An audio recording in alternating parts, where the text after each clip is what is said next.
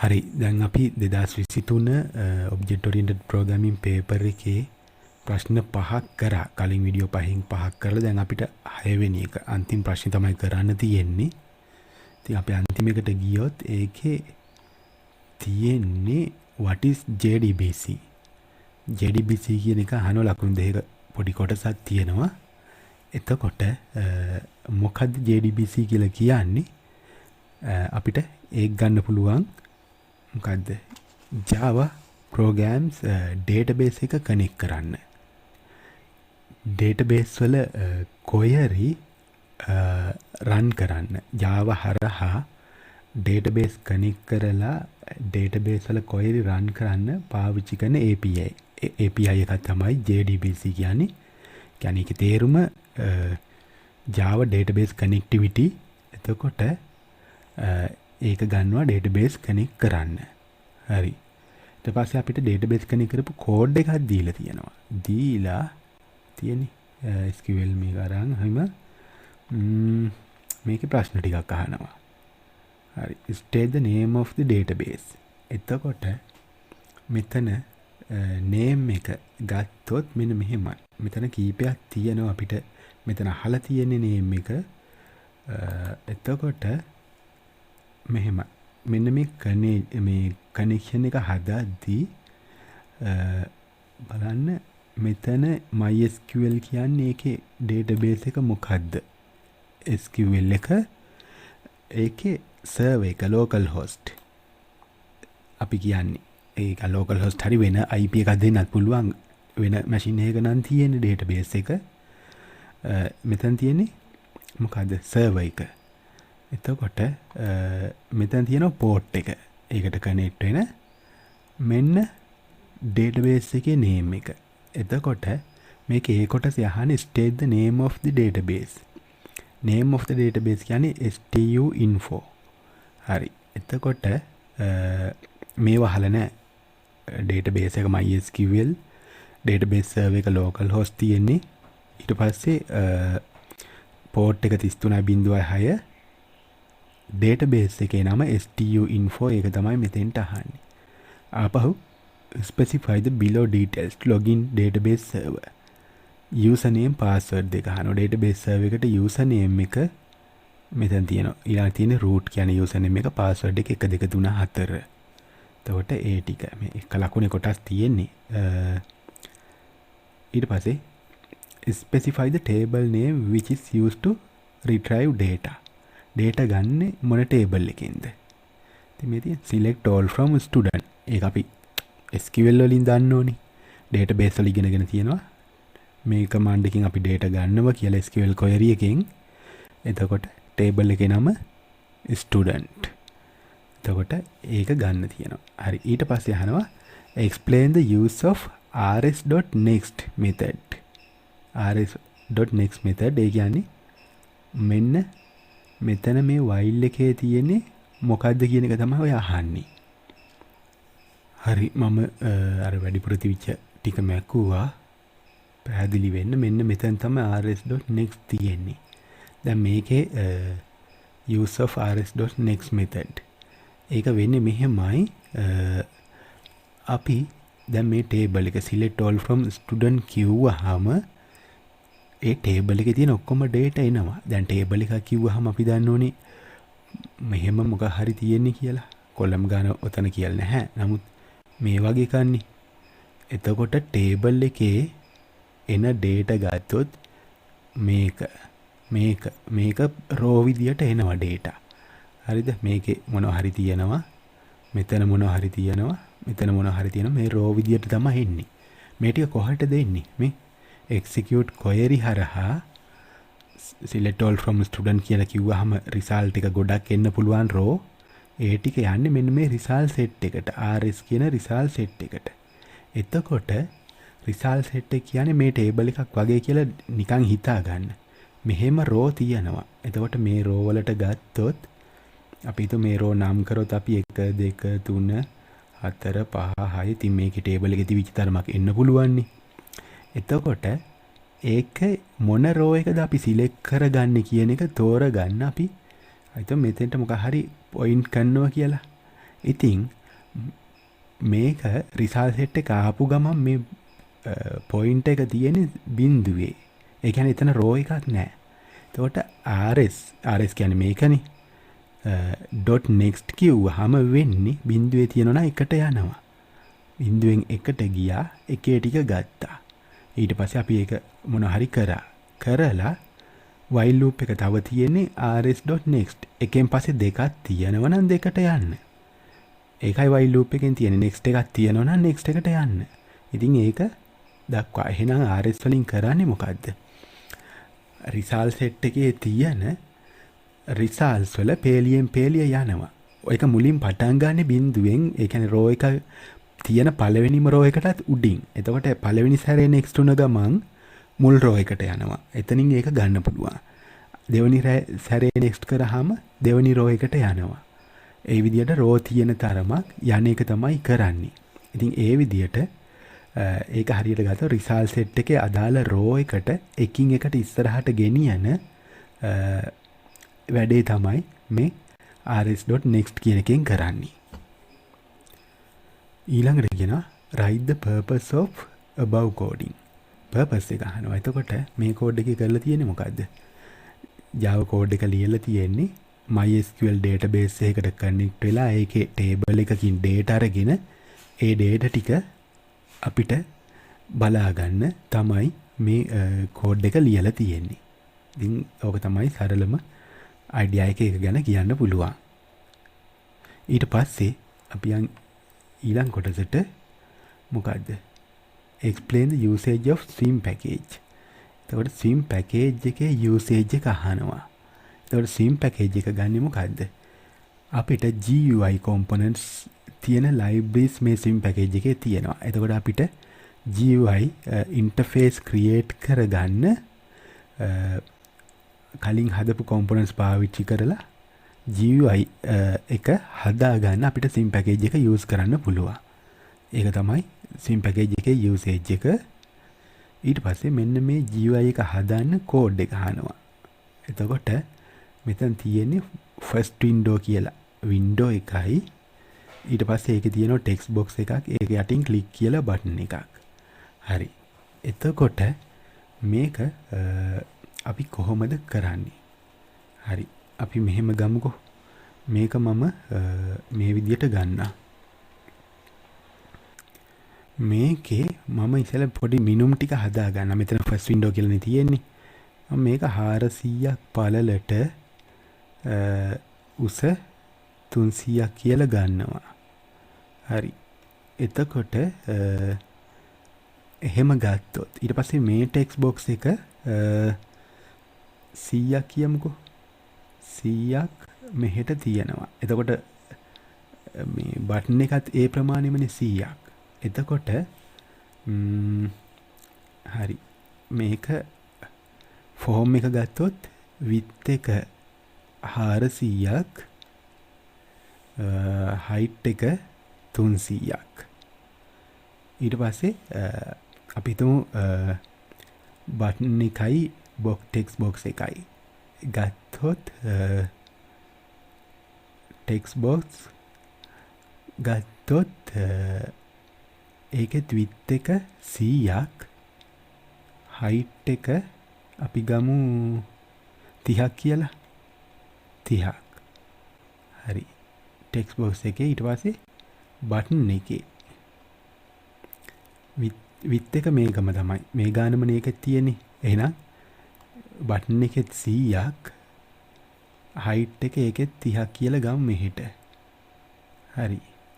එතකොට මෙන්න මෙහෙම. මේක දැන් මැදට වගේ ගන්න නම් පොඩ්ඩක් මේ 400යි මෙතෙන්ට 100ක් ගියොත් ඉතුරු ටික 300යි. 300 කියන්නේ මෙහෙට 150යි මෙහෙට 150යි කියලා ගන්න පුළුවන් නේ. එතකොට මේ පැත්ත මොකද වෙන්නේ? මෙන්න මෙතන 150ක් මුල ඉඳලා මෙහෙට 150 දුරින් තමයි මේක පටන් ගන්නෙ. 150යි 100යි 250යි 250යි ඉතුරු 150 ගියාම 400 හරිනේ. එතකොට මේ පැත්තට 152යි මැදට ගන්න පුළුවන් ඒ විදියට. එහෙනම් x පැත්තෙන් 150ක් ගන්නවා. එතකොට මේකත් ඒ ප්‍රමාණෙමනේ යන්නේ. මේකෙත් x පැත්තට 150ක්.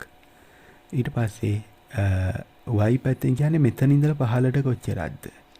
මම මේක 150ක් දැම්මොත්. හරිද? y පැත්ත 150ක් දැම්මොත් මොකද වෙන්නේ? අපි එක 100ක් දාමුකෝ. කමන්නේ ඒක ගාන ප්‍රශ්න නෑ 100ක් දාමු. මෙතෙන්ට 100යි. 100යි නම් මේකේ උස 30යිනේ. මෙතන මම ගත්ත උස 30යි. මේක 100යි මේ උස 30යි නම් 130යි. මේ අතර පරතරේ තියමු 30ක්. එතකොට 160යි මේ දක්වා. එහෙනම් මෙතන ඉඳලා බටන් එකට මේ දක්වා 160ක් වගේ අපි තියන්න ඕන. එහෙනම් බටන් එකට y 160යි. 160යි 30යි 190යි. එතකොට 110ක් පහළට ඉතුරු වෙනවා. හරි. ඕකනේ වෙන්නේ. එහෙනම් අපිට මේ විදියට ගන්න පුළුවන්. ඔන්න ඔය වගේ මේ මෙෂර්මන්ට් ටික පොඩ්ඩක් බලා ගන්න ඕන. ඒ කියන්නේ මෙහෙමම තියෙනවනේ කියලා නැහැ. මම මේ කෝඩ් එක ගහන්න කලින් පොඩ්ඩක් අර හරියට සෙන්ටර් කරලා වගේ ගන්න ওই විදියට හදාගත්තා.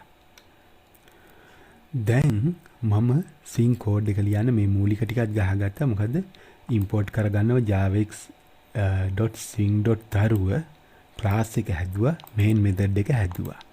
මේක ඇතුලේ ඉස්සෙල්ලම අර window එක frame එක හදන්න ඕන. ඒක ගන්න අපි J-frame මේකට නමක් දෙන්න එපා. මම frame එකට FR කියලා දෙනවා. එහෙනම් කොහොමද කරන්නේ? ඔබ්ජෙක්ට් එක හදන විදිය ක්ලාස් එකකින් ඔබ්ජෙක්ට් එක හදන විදිය අපි දන්නවා. new J-frame කියලා මෙහෙම දානවා. ඒ වගේම මේකේ කන්ස්ට්‍රක්ට් එකට අපිට දෙන්න පුළුවන් මොකද්ද?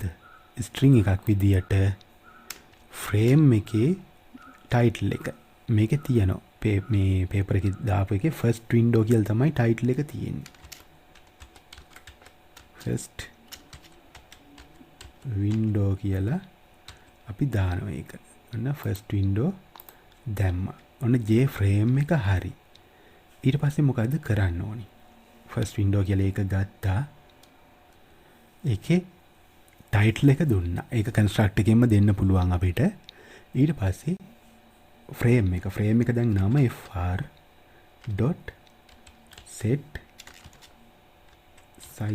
size එක දෙන්න. මේක size එක දෙන්නේ මුලින් පළල width එක 400යි height එක 300යි කියලා මම දෙනවා. ඒ දෙන්නේ අර මෙතනින් මම හදාගත්තු එක. නිකන් කලින් මෙහෙම හදාගත්ත ටික. එතකොට ලේසි නිසා එහෙනම් set size ඔන්න frame එක හැදුවා. first window කියලා දුන්නා. size එක දුන්නා. හරි. ඊට පස්සේ තාම මොනවද හදන්න තියෙන්නේ අපිට? text box එක හදන්න තියෙනවා. button එකක් හදන්න තියෙනවා. එතකොට තව දේවල් මොනවද කරන්න තියෙන්නේ? එතකොට මේක අපි ඔක්කොම මේ manual නේ දෙන්නේ. ඒ කියන්නේ size එක පිහිටීම් ඔක්කොම අපි manual අපිට කැමති විදිහට හදනවා. ඒක නිසා layout එකක් පාවිච්චි කරන්නේ නැහැ අපි. ඒක නිසා frame එකට set layout කියන එක null කරනවා. set layout null කියලා දානවා.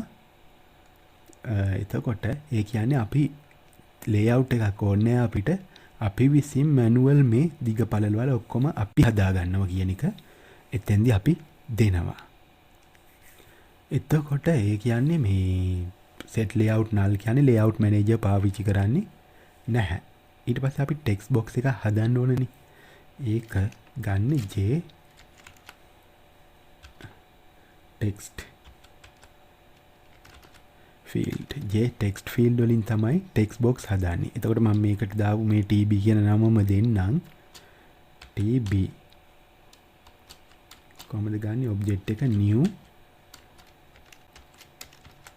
J text field. ඔන්න ඔය විදියට ගත්තා. ඔන්න ටෙක්ස්ට් බොක්ස් එක හැදුවා. එතකොට ටෙක්ස්ට් බොක්ස් එකට කරන්න දේවල් ටිකක් තියෙනවා. මොනවාද? දිග පළල පිහිටීම හදන්න ඕන. කොහොමද කරන්නේ? ඉතින් ටෙක්ස්ට් බොක්ස් එක TB නේ ඒකේ set bounds කියලා දීලා අපි දෙන්න ඕන මොනවාද? ඉස්සෙල්ලම x අගය. කොච්චර දුරින් x කියන එක මෙන් ටෙක්ස්ට් බොක්ස් එකේ 150යි. ඊළඟට දෙන්න ඕන y. y කියලා ගන්නේ උඩ ඉඳන් කොච්චර යටින්ද පිහිටානේ 100කින්. 100යි. ඊට පස්සේ width එක 100යි, height එක 30යි. 100යි, height එක 30යි. ඔන්න set bounds දුන්නා. එතකොට ඔන්න ටෙක්ස්ට් බොක්ස් එක හැදිලා තියෙන්නේ. ඊට පස්සේ මොකද කරන්නේ? ඊළඟට කරන්න ඕන දේ තමයි මේ ටෙක්ස්ට් බොක්ස් එක අපේ ෆ්‍රේම් එකට ඇඩ් කරන්න ඕන. ඉතින් අපේ ෆ්‍රේම් එකේ නම මොකද්ද? FR කියලානේ අපි හැදුවේ. ෆ්‍රේම් එක FR. එහෙනම් fr.add මොකද ඇඩ් කරන්නේ? TB කියන ටෙක්ස්ට් බොක්ස් එක. ඔන්න ඇඩ් කරා. දැන් ඒ වගේම අපි බටන් එකත් ගන්න ඕන. ඉතින් බටන් එක ගන්න J බටන් කියන එක ගන්නවා. J බටන් එකේ මම බටන් එකට මේ තියෙන BTN කියන නමම දෙනවා. එතකොට BTN මොකද්ද? new J button. එතකොට බටන් එකට අපිට construct එකෙන් නම පාස් කරන්න පුළුවන්. බටන් එක තියෙන ක්ලික් කියලා. හරි. ඊට පස්සේ මොකද්ද? බටන් එකටත් අපි bounds set කරන්න ඕන. set bounds මොකද්ද? ඒක එහෙනම් එන්න ඕන xy බටන් එකේ තියෙන x 150යි y 160යි. 150 160 ඊළඟට width එක 100යි height එක 30යි. width height ඒක තියෙනවා. ඊට පස්සේ බටන් එකත් ඇඩ් කරන්න ඕන ෆ්‍රේම් එකට. fr.add btn බටන් එකත් ඇඩ් කරා. ඔන්න ඒකත් හරි. ඒ සෙට් එකම කරලා ඊට පස්සේ අපි මොකද කරන්න ඕනි? දැන් මේක ඔක්කොම කරාට පස්සේ අපි මේක පේන්න හදන්න ඕන. ෆ්‍රේම් එක පේන්න නම් fr ෆ්‍රේම් එක set visible කියන එක true. set visible true කරාම තමයි මේක පේන්නේ. එහෙනම් ඔන්න කෝඩ් එක. අපිට ඕන කරන කෝඩ් එක javexing.taruව import කරනවා class එක main method එක. ඒක ඇතුලේ frame එක හැදුවා. frame එක construct එකෙන් අපිට නම පාස් කරන්න පුළුවන්. හරිද? ඊට පස්සේ size එක දුන්නා. layout null කරා. අපි ඔක්කොම අතින් අපිට අවශ්‍ය තැන් වල පිහිටවන නිසා text field එක හැදුවා. bound set කරා. frame එකට add කරා. button එක හැදුවා. bound set කරා. frame එකට add කරා. set visible true කරා. ඉතින් ඔන්න ඔය ටික කරා නම් හරි කෝඩ් එකට. හරි. එහෙනම් ඔය ටික තමයි ඇත්තටම කරන්න තියෙන ටික. එහෙමනම් ඔන්න අපි 6 වෙනි ප්‍රශ්නේ කොටසත් කරා කියන්නේ සම්පූර්ණ පේපර් එකම මෙතනින් ඉවරයි. එහෙමනම් අපි මේ 2023 object oriented paper එකේ discussion එක මෙතනින් ඉවර කරමු.